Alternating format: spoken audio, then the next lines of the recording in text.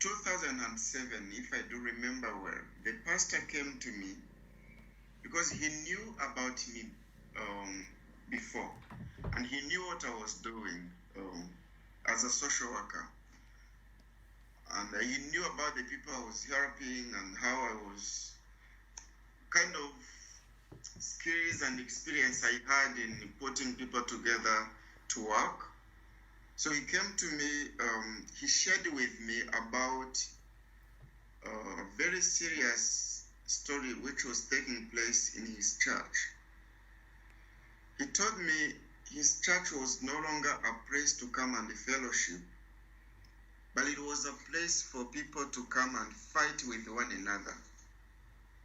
People from different ethnic groups, people from different backgrounds.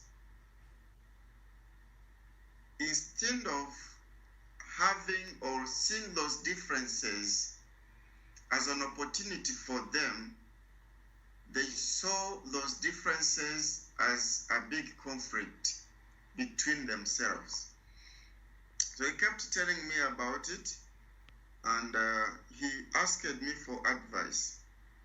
He told me, what can I do to make sure that the church is back? We have friends, we have brothers and sisters, we have people who come to fellowship together. We have people who have the same vision, people who have the same spirit of fellowship in God. We came to a point where I told him to encourage them to work fast, to work together. By putting them together, by encouraging people to come together and work and help each other develop. I told him to go back and talk to some of the church members who can at least understand him. And if you get any number of church members who can understand you, please try to encourage them to form a group and work together. And this group should be a cooperative. So he went back. Of course, we had a very long discussion and a long conversation. We shared ideas. I shared with him a lot of experiences from different people who were working together. I shared with him the importance of working together. And he went back.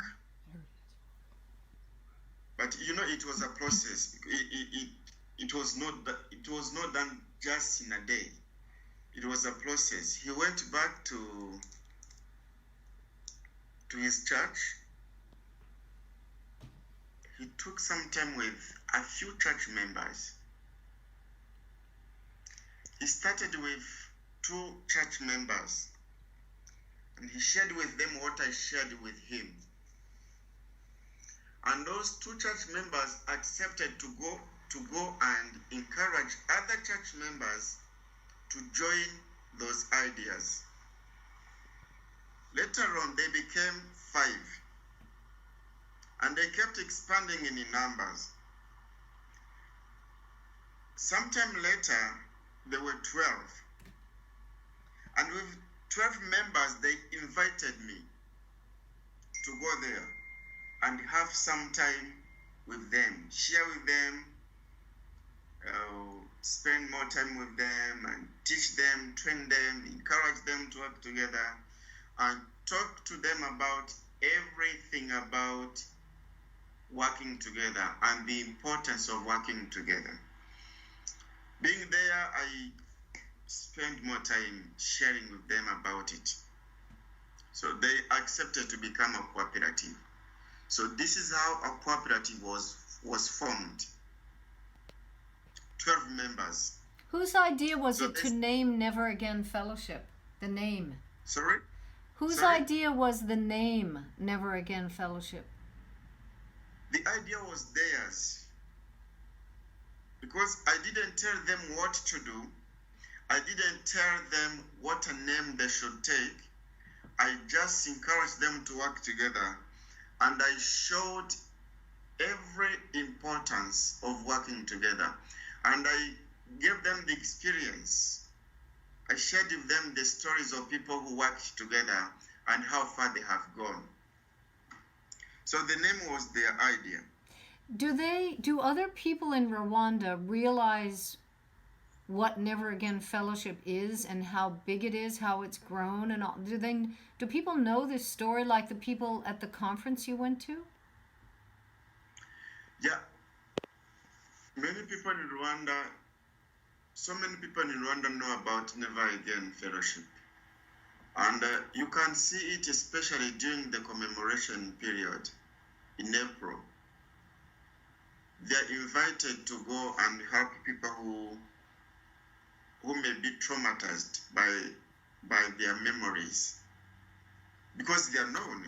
It's a sign which shows that they are very known in this country. They are very known. Is there another group like Never Again? Sorry. Is there another group like Never Again anywhere else in the country?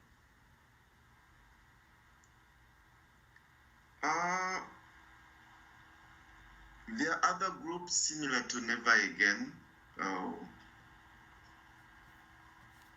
but I can simply say that Never Again is very special.